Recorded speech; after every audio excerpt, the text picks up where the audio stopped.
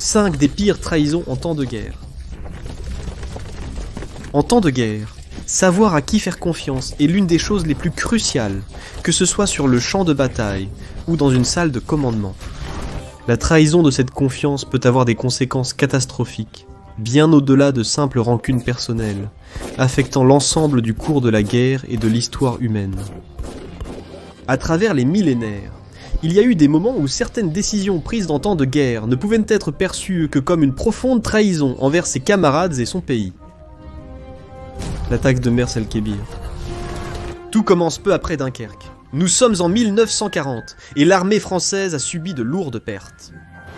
Le 7 juin, les Allemands se trouvent à moins de 70 miles de Paris. La possibilité que les Français négocient avec l'Axe devient de plus en plus plausible. Le reste des Alliés, notamment les Britanniques, voient cela d'un très mauvais œil. La flotte française est alors l'une des plus grandes marines au monde, un atout majeur contre les puissances de l'Axe.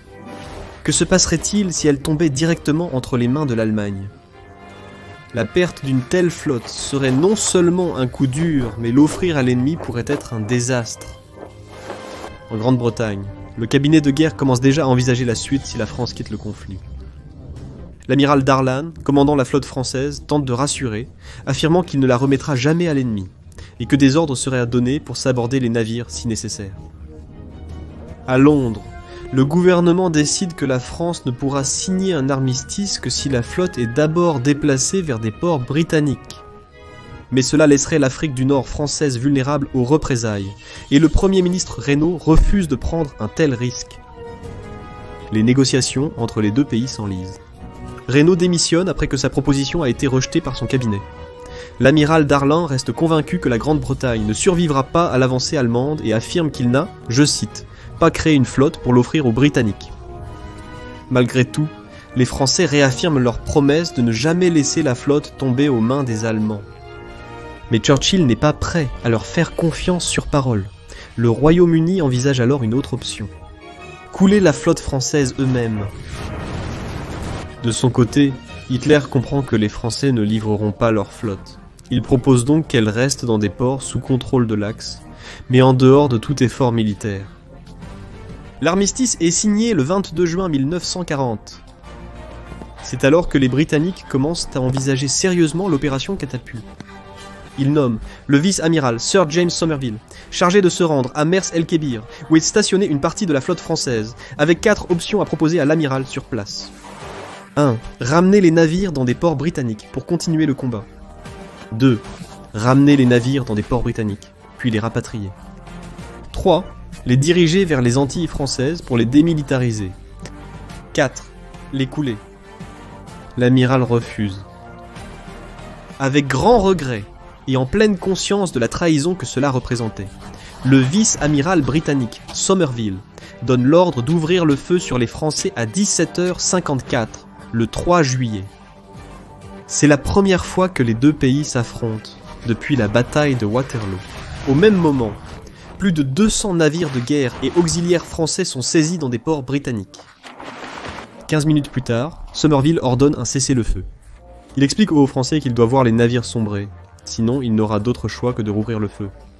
Pendant ce temps, un cuirassé parvient à s'échapper, une erreur tactique de Somerville qui mènera à d'autres attaques les jours suivants. La réaction à cette trahison britannique est immédiate. La France rompt les relations diplomatiques et riposte symboliquement en bombardant Gibraltar.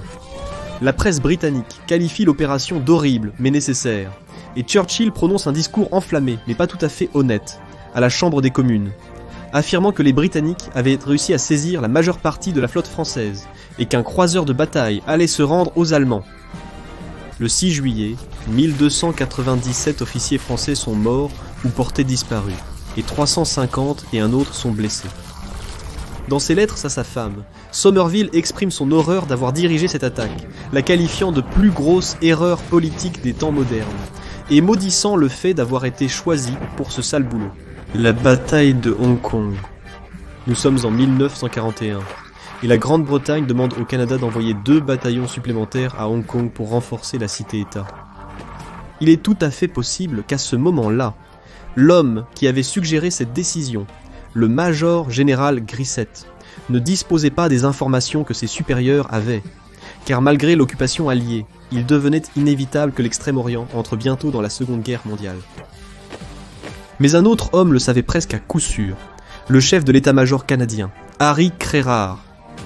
Malgré des contacts de haut niveau avec les Britanniques, qui auraient dû l'alerter sur les risques, il assure au roi qu'il n'y a aucun danger militaire. C'est le début d'une série de décisions qui mèneront à la trahison de certains des soldats canadiens les plus vulnérables. Crerar reçoit une liste de bataillons du brigadier J.K. Lawson, répartis en classes A, B et C. Celui-ci recommande vivement de ne pas choisir de bataillon de la classe C. Ces troupes ont besoin d'un recyclage ou d'un entraînement complémentaire et ne sont pas prêtes pour des opérations. À son crédit, Crerar tente d'autres options. 9 des 10 unités de classe A sont déjà affectées à des transferts à l'étranger. Dans la classe B, 4 appartiennent à une division nouvellement formée, et 3 sont déjà mobilisés pour défendre les côtes. Apparemment, Crerar n'a plus vraiment de choix.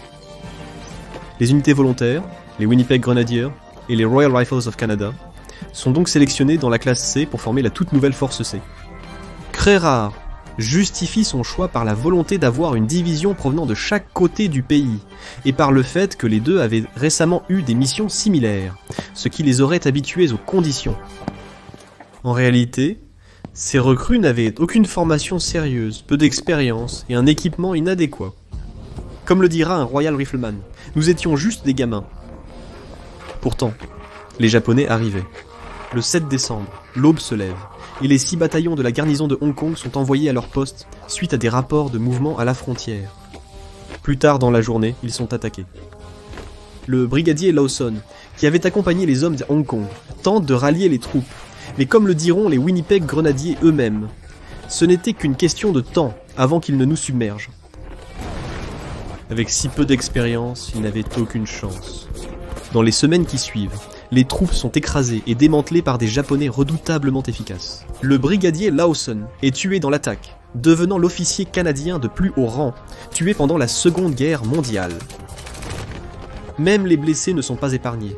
Les Japonais envahissent un hôpital et transpercent les soldats à la baïonnette alors qu'ils gisent sur leur lit. Les Winnipeg Grenadiers et les Royal Rifles de la Force C n'auraient jamais dû se trouver là. Il est aujourd'hui largement reconnu qu'ils n'auraient jamais dû être envoyés dans cette situation. C'était une trahison envers ces hommes qui avaient fait confiance à leur pays pour veiller sur eux du mieux possible. Au lieu de cela, ils ont été envoyés en première ligne, sans les outils ni les ressources pour survivre. Au final, 290 Canadiens sont tués et 493 blessés. Benedict Arnold. Ce nom est devenu synonyme de traître aux États-Unis. Dans l'un des actes de trahison les plus dramatiques de l'histoire, cet officier de haut rang de la Révolution américaine trahit ses compatriotes en livrant des informations vitales aux Britanniques. Homme extrêmement intelligent et stratégique, Benedict Arnold se fait rapidement un nom en fournissant des munitions et des vivres et en dirigeant les opérations à New Haven pendant la guerre d'indépendance. Il gravit les échelons et devient proche de Philip Schuyler et de George Washington. Peu après, Arnold, aux côtés d'Ethan Allen, s'empare du fort Ticonderoga sur le lac Champlain tenu par les Britanniques.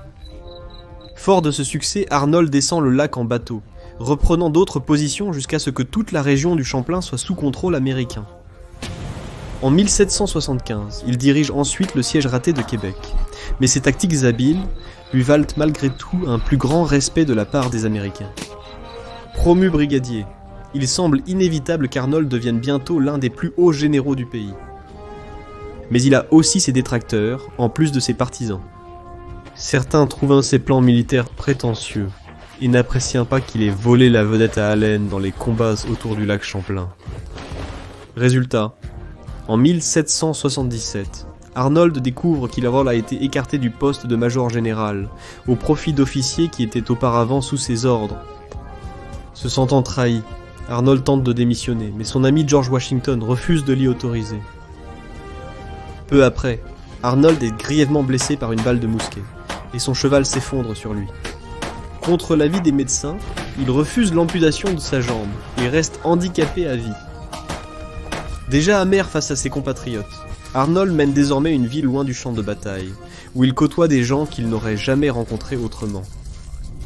C'est là que sa trahison a commencé à naître.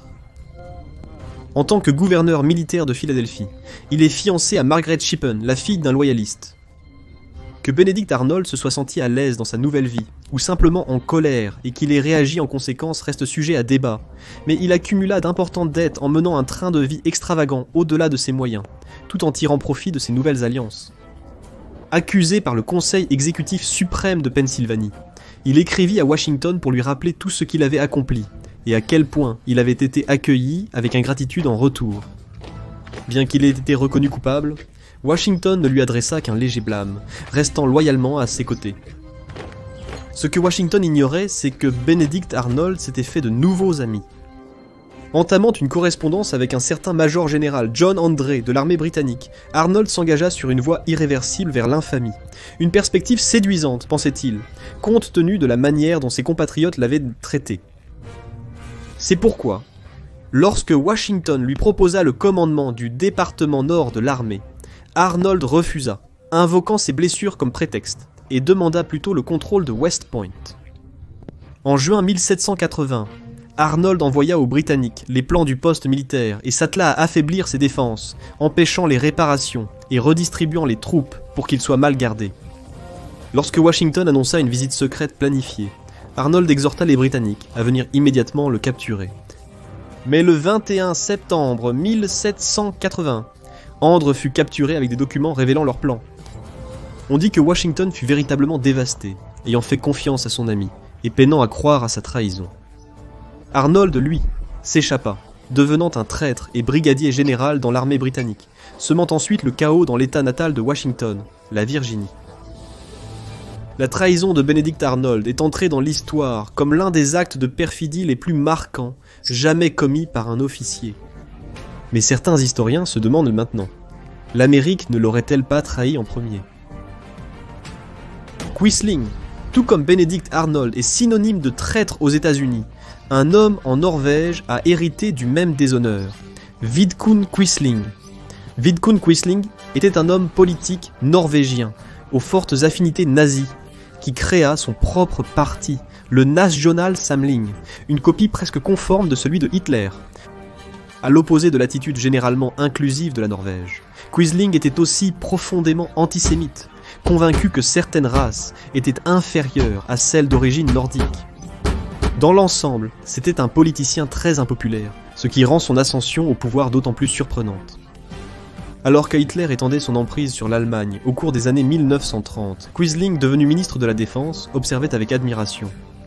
On sait que pendant cette période, il était en contact avec Hitler, ou du moins avec ses officiers supérieurs, et qu'en décembre 1939, Quisling et Hitler se rencontrèrent en personne pour la première fois. Saisissant sa chance, Quisling partagea son objectif ultime, unifier les pays germaniques supposément supérieurs. Hitler envahit la Norvège le 9 avril 1940, après plusieurs réunions, notamment avec Quisling, qui partagea des informations sur les positions militaires du pays. Mais ce sont les actions du gouvernement par la suite qui laissèrent un vide que Quisling exploita pour faire avancer ses propres pions. Bien qu'ayant été averti de l'invasion, le gouvernement réagit mollement. Il rejeta l'ultimatum de l'Allemagne et, avec la famille royale, quitta Oslo au lieu de défendre les bâtiments administratifs. En partant, ils déclarèrent Oslo ville ouverte, espérant ainsi éviter les bombardements catastrophiques qu'avait subis la capitale polonaise, Varsovie. Si cela a peut-être sauvé la ville sous certains aspects, cela l'a également laissé très exposé aux Allemands, qui ont pu facilement prendre le contrôle de plusieurs bâtiments gouvernementaux clés à Oslo, avec bien sûr la collaboration de Quisling. Sans personne pour l'en empêcher, Quisling, avec le soutien d'Hitler, nomma rapidement un nouveau gouvernement sous sa direction, annonçant sa décision au peuple norvégien plus tard dans la journée.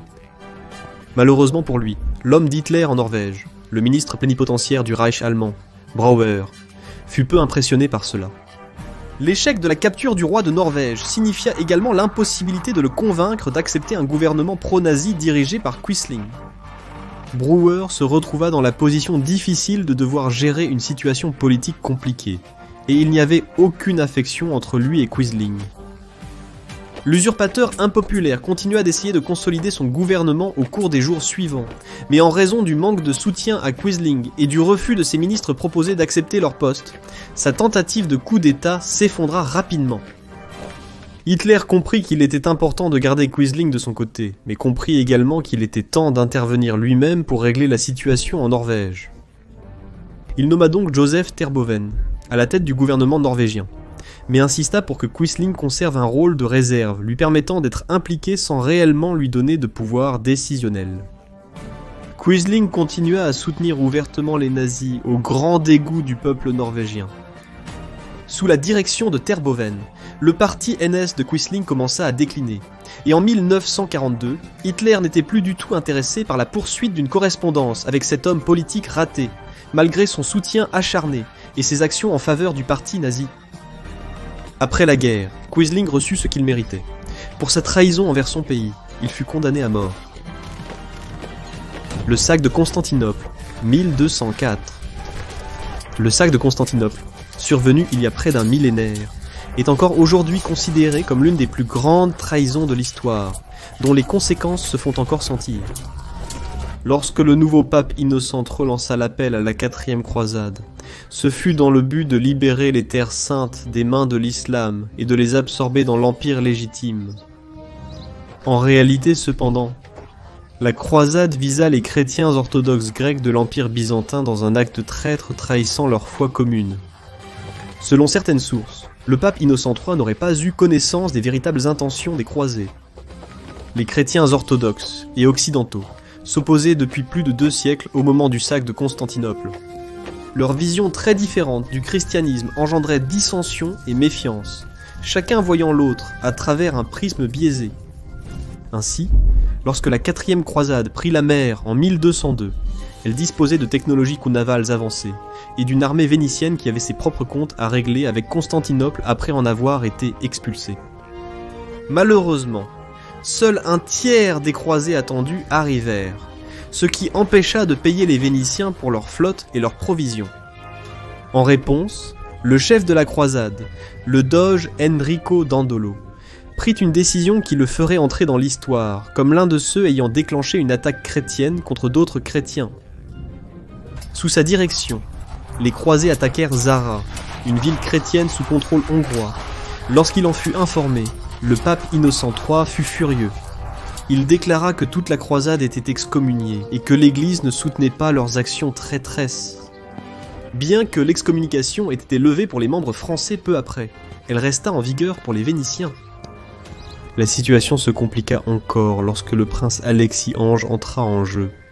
Héritier potentiel du trône byzantin, il persuada les croisés de le rétablir à Constantinople, ce que certains refusèrent, et quittèrent la croisade en conséquence. En 1203, les croisés pénétrèrent dans la ville et installèrent Alexis sur le trône. Cependant, il ne tint pas sa part du marché et perdit rapidement la faveur de son propre peuple.